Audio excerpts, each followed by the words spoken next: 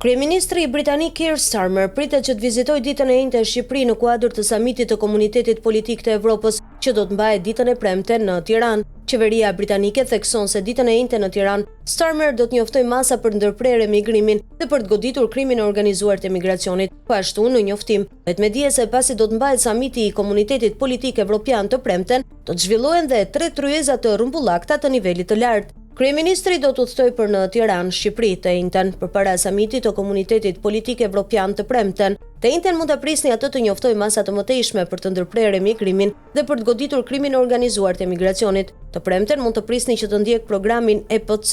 Udhëheqësit do të takohen fillimisht në një seancë plenare kushtuar sigurisë dhe një vizioni të përbashkët për të ardhmen e Europës. Më pas do të zhvillohen 3 tryeza të rrumbullakta të nivelit të lartë rreth temave të mëposhtme: siguria dhe qëndrueshmëria demokratike e Evropës, konkurrueshmëria dhe siguria ekonomike, si dhe sfidat e lëvizshmërisë dhe fuqizimin e të rinjve, njoftoi qeveria britanike.